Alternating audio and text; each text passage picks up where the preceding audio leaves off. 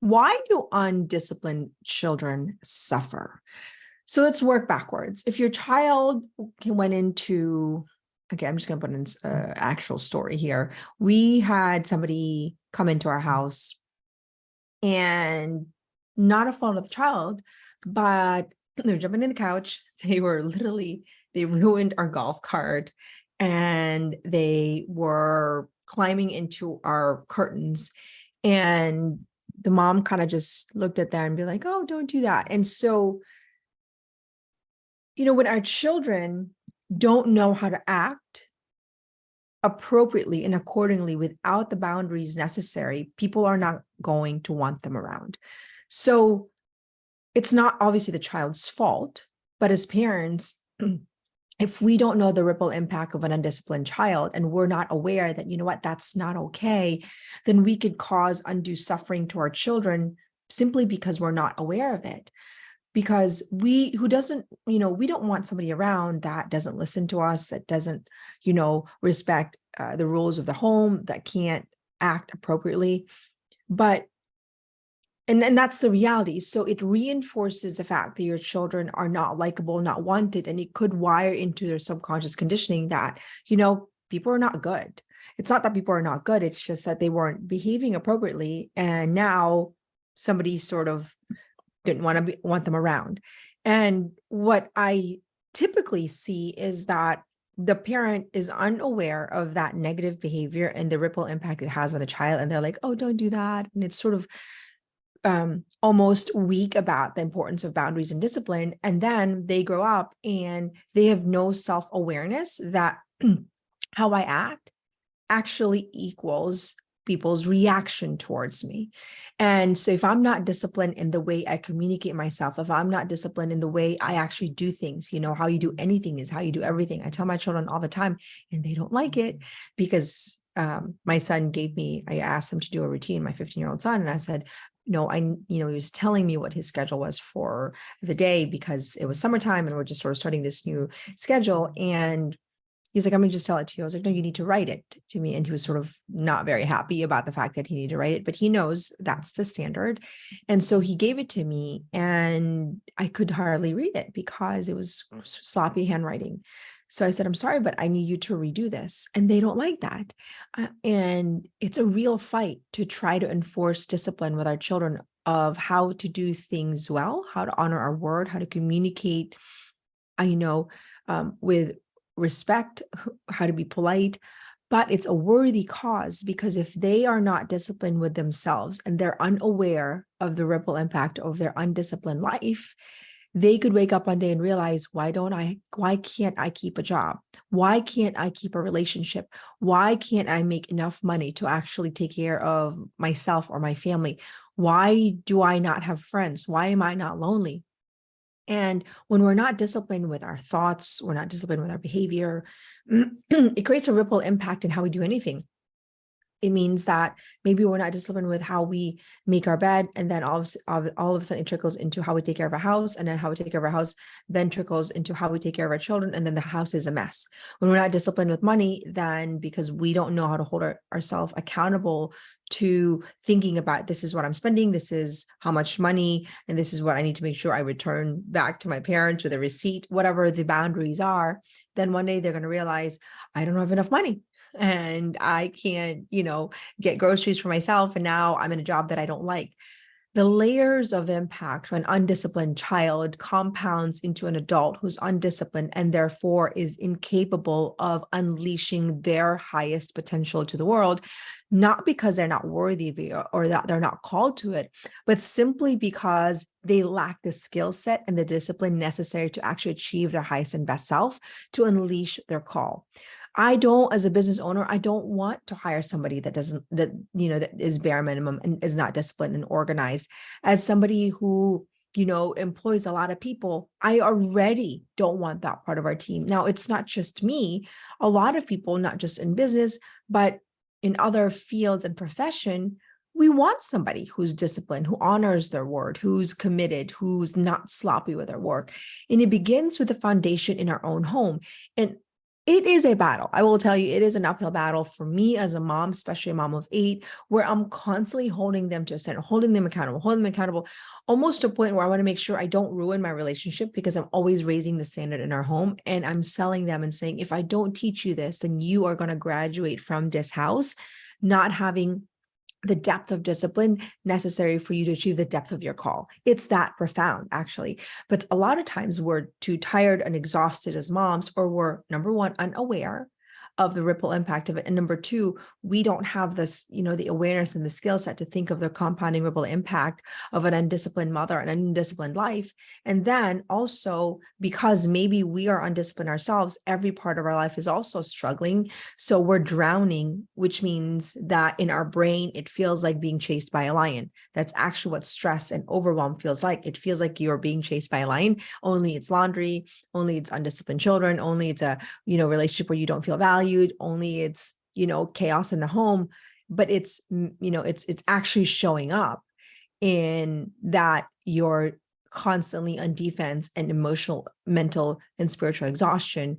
When you're in that state, it's not a state of creativity and depth and thinking about meaning and finding great ways to deepen your ability to discipline your child. There's no room for it. You're just in survival mode. When you're in survival, you're just trying to stay alive, which means that you can't get to that place of wanting to say, okay, what can I do to improve my discipline so that I can actually improve my ability to discipline my children? So you're saying, okay, January, I'm hopeless. No, you're not hopeless. If and when you're in that state, then you have to invest in your own mental, emotional, physical, and spiritual growth. You have to personally develop yourself as a mother. You have to say, you know what, I am actually tired of being tired. I don't actually want to raise undisciplined children that are going to actually wreak havoc in society, because that is what I see in our culture today, is massive havoc of undisciplined children who think they can do whatever they want to do without sense of consequence or thinking about the ripple impact it has in their life and in their lifetime. So we have a culture of undisciplined children who are actually taught that to be strong is to do whatever you want and whatever you feel is good and whatever you feel is right for you.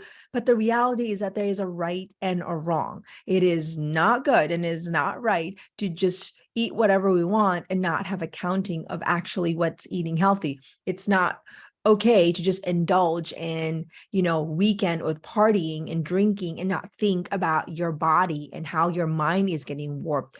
It's not okay. Just because you can do whatever you want to do, it doesn't mean you should, and it doesn't mean it produces the highest version of you. An undisciplined child believes and grows up to be an entitled child, thinking that they can do whatever that they want to do because they haven't been taught a sense of accountability, that their actions has repercussion for their life and also to the people around them. So no, it's not just like, oh, why should I raise disciplined children?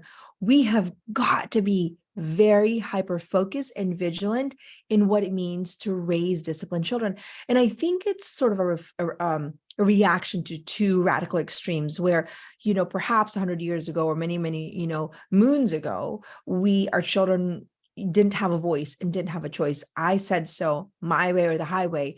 And now we retaliated to the radical extreme. It's like, well, whatever it feels like for you, son, whatever is right for you, whatever you think you feel like, today, that's what you can. And we are really creating a victim mentality for our children, as opposed to raising strong, resilient children who has command of their own thoughts and their emotion, who's capable of developing their own boundaries for themselves, and who can think clearly about the ripple impact of their behavior in society and in also themselves.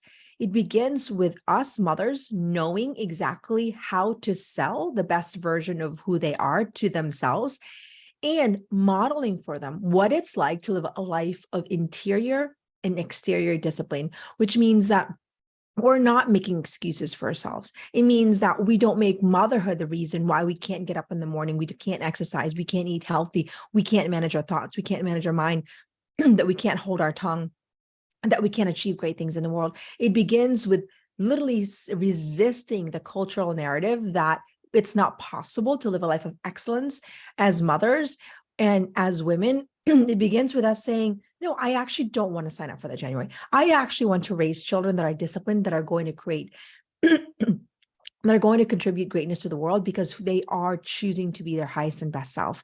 I think it's time for us to really invite mothers to a different narrative of gotta let myself go, hot mama is cool, to excellent mom is cool, a life of excellence, self-mastery, where we are investing in the highest version of ourselves is now the cool thing to do. The cool thing to do is to be a mom who is kind, humble, vigilant, fierce, really strategic, but also is uncompromising about taking care of herself, honoring her value, and at the highest level holds the fort down for her children to also assume those highest, the values of becoming the highest version of ourselves.